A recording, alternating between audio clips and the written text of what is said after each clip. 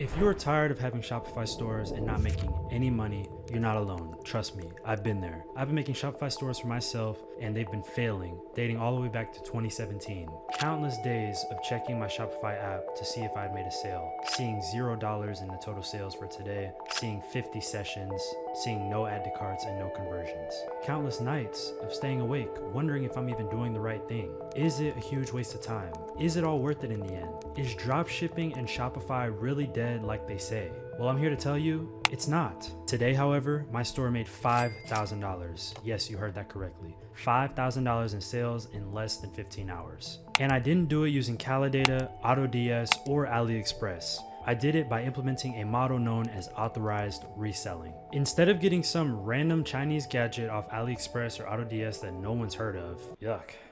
You reach out to popular, known brands in your niche and ask for permission to resell their items. It's a simple system, really. You want to sell headphones? Reach out to Bose. You want to sell technology? Reach out to Samsung. You want to sell kitchen appliances? Reach out to Ninja. These brands all have what is known as authorized online dealer programs that you can apply for, giving you access to their entire product catalog. And keep in mind, there's many brands in every niche. You don't even need to go for the top dogs. I've been reselling luxury kitchen appliances and made $52,000 on my store so far, and most of the brands that I've made the most sales for, I had never even heard of before starting the business. And keep in mind, I knew nothing about kitchen appliances, kitchenware, I don't even know how to cook, but I was still able to see success in this niche. You don't need to be an expert in your particular niche. Now you may be asking, yo Tyler, how can I figure out what to sell? And how much would this all cost me to start? The answer to both of these questions is on my YouTube channel. I've done videos on both topics, so make sure to check those out once you're done with this video. Hit that sub button. Selling products by known brands is more likely to bring you success because they already have a lot of demand behind them. Put yourself in the shoes of the buyer, for example. Let's say that I wanted to buy peanut butter candy. I'm not gonna go online and buy Justin's peanut butter candy pieces. No, I'm more likely to go online and buy Reese's pieces because everyone has heard of Reese's. We all know this brand, we trust this brand, we love this brand.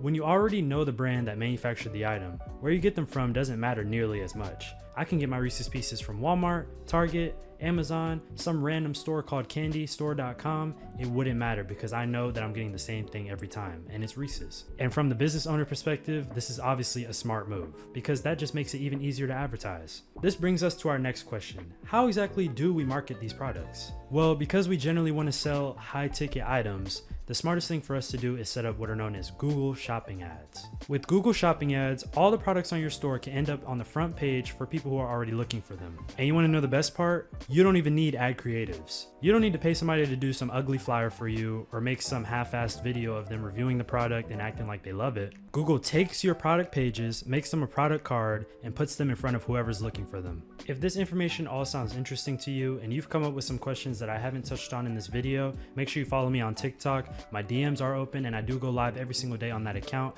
to do Shopify Q&As. Now that you understand a bit more about what authorized reselling is and how it works, what exactly do you need to start? First things first, you will need an LLC or sole proprietorship. This is your business license that allows you to sell in whichever state you are primarily located in. Additionally, you will need an EIN, also known as a tax ID number for that business, so that you can start filing your taxes appropriately when you do start making money. Finally, depending on the state you're in, you may need what's known as a reseller's permit, also known as an ST-3 form. This form exempts your business from sales tax so that you can purchase items from the manufacturers without them having to charge tax on it. Now, if you feel like you need a ton of help, none of this is making sense, but you still are very interested to get started on this, then I do have a Discord server that you can join. It is $25 a month, but you do get a one-on-one call with me every single month, along with access to several other channels as well. You can DM me on TikTok at Tyler Bowles Continued if you're interested in joining that. The time of recording this video is October 23rd, 2025. The truth is, if you were planning on maximizing your profit over the holiday season and Q4 this year, it is a bit too late. So now it is important that we at least start so that we are ready for next year. There's going to be tons of traffic online with online shopping for the holidays, so now is a great time to gather data for your advertising.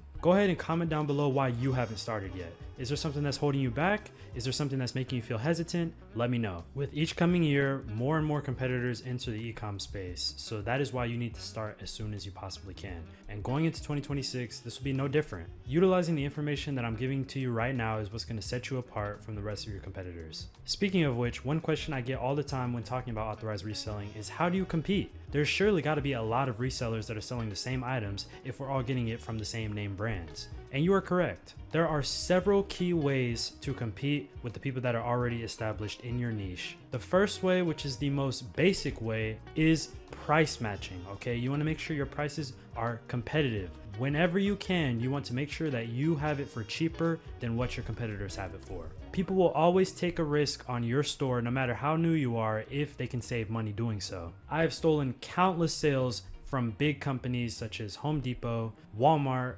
Wayfair, and so many others just because my items were cheaper. Another way I like to win customers over my competition is by utilizing the complementary model. I made up that name, let me know how you like it. It's called the complementary model because you want to have something that goes with every order that is free and complements whatever you're selling.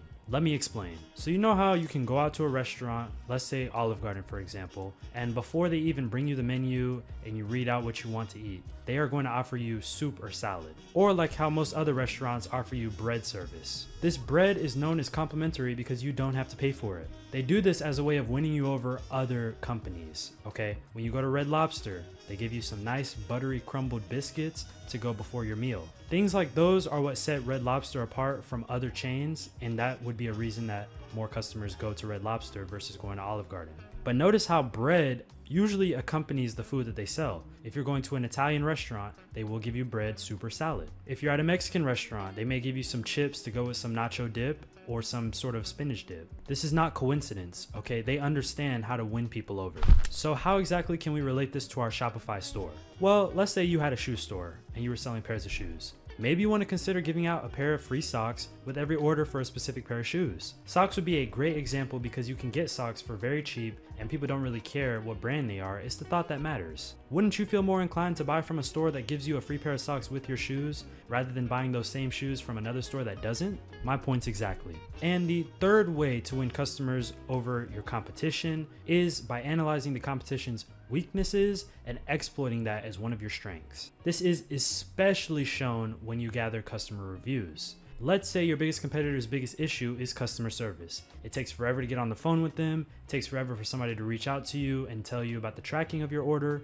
etc. You want to make sure that your business is one of the ones where you reach out to them first, you reach out to them way quicker than your competitors do, because things like this matter. And it doesn't matter just right now. Things like this can cause a chain reaction. The person that you gave good customer service to might go on to write a 5-star review highlighting that you gave amazing, quick customer service. Now a new potential customer that came from one of your Google Shopping ads is going to see this review and feel way more inclined to buy. Now, I've been thinking about making a video on how to attract more customers and get more reviews. So if you would like to know about that, let me know in the comments down below and I will get that video out to you guys as soon as possible. But make sure that you hit that sub button, hit that like button so that you don't miss that next video, and I'll catch you guys next time. Stay happy, stay healthy, and stay blessed.